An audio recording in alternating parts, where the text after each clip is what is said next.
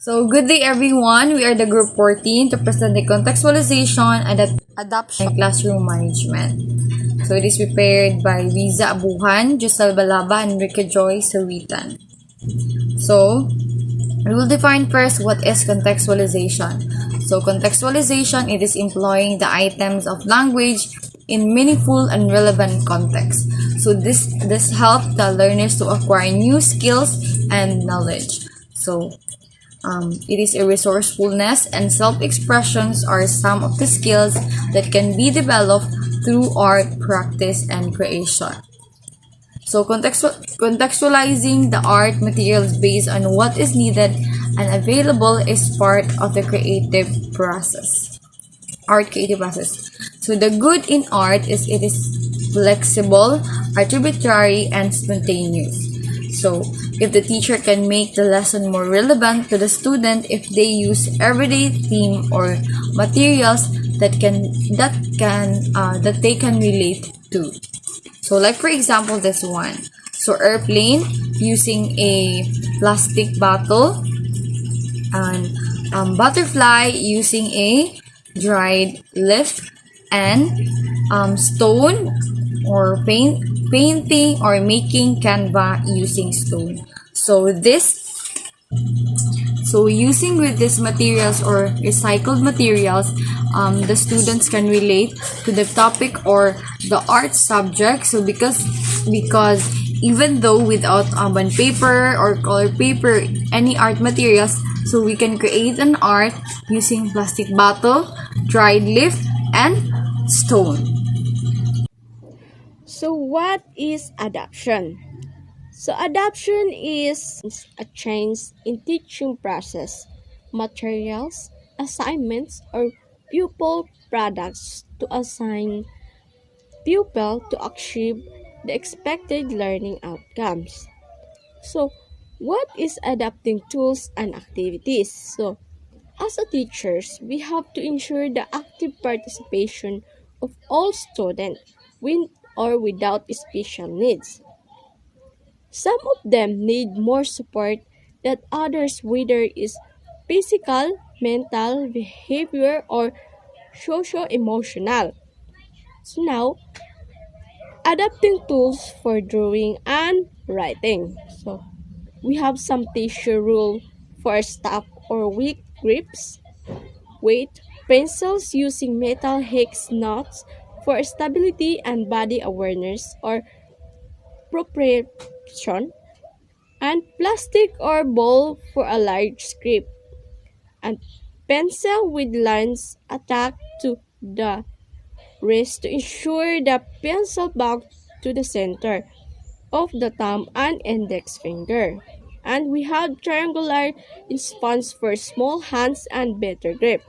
So now we have here now differentiation and modification.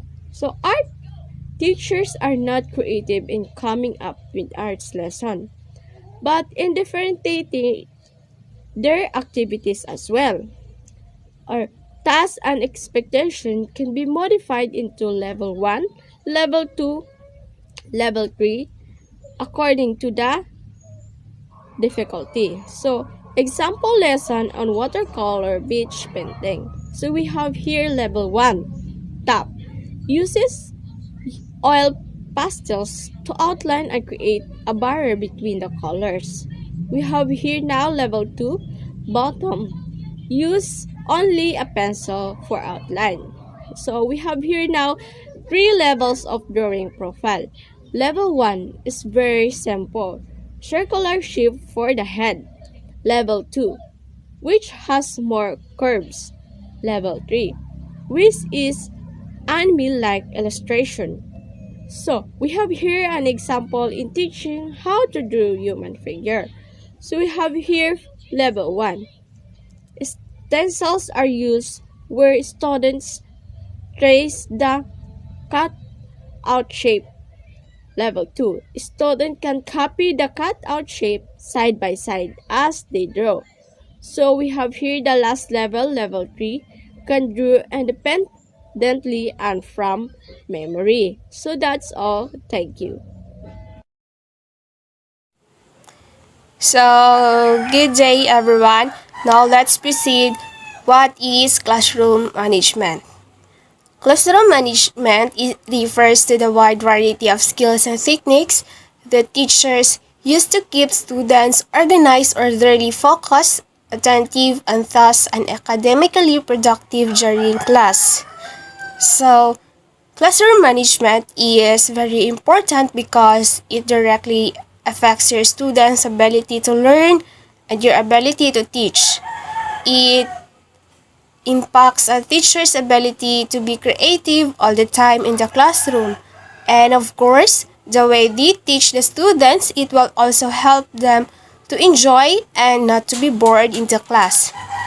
As a teacher, it is important that you know how to manage your classroom so that it will help your students to learn better and to know how to improve their academic performance. Next, time management. So, if you notice that a student is working slower than the rest, it is best to point out what parts are taking so long. Meaning, time management for students is very important. It will help them to prioritize their tasks in school. In that way, they will be able to complete fast their schoolwork or the assignments on time. And the students can make a plan in making their projects as well as their school activities. So when you know how to manage your time, it will help you to do all your activities, even you are also doing your work at home. Next is our production can be very time consuming. It takes time to set up and clean up. Sometimes when you are in the zone or when they are engaged, your kids even lose track of time. So, it is important that you choose an activity that can be realistically done in the given amount of time. It is important to announce the allotted time at the beginning of the class and give reminders every 15 minutes, 10 minutes until they finish their activity within that day. So, a student takes a long time to perfect the drawing of the shape of the face. So, example, the teacher should tell him that it is okay for it not to be perfect.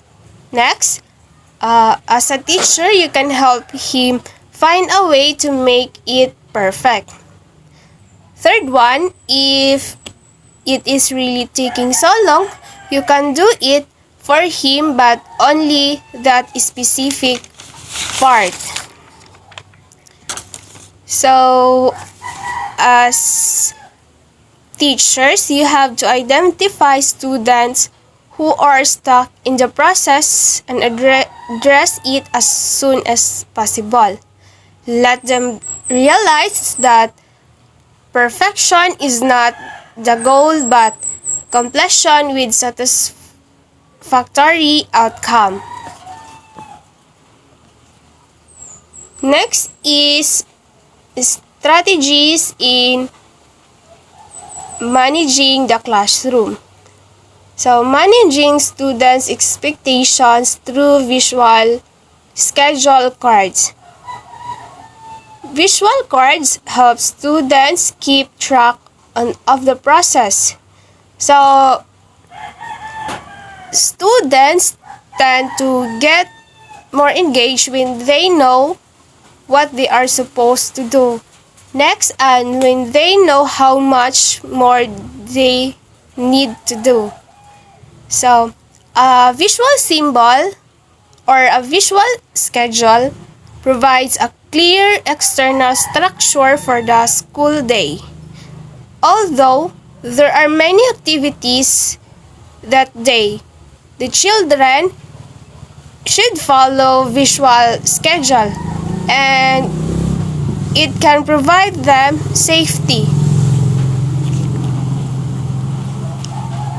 Next is setting up teachers' demo area and students' workspace. So, position yourself in a space where you can see all students can see you. So, seat arrangement and classroom layout are also important because these dictate how students interact and share materials.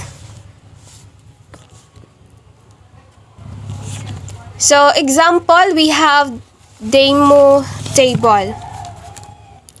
A teacher needs a demo table to put his or her materials. It is usually a long table where one side is for demo table and other side is for materials. Next is work area students seating arrangement.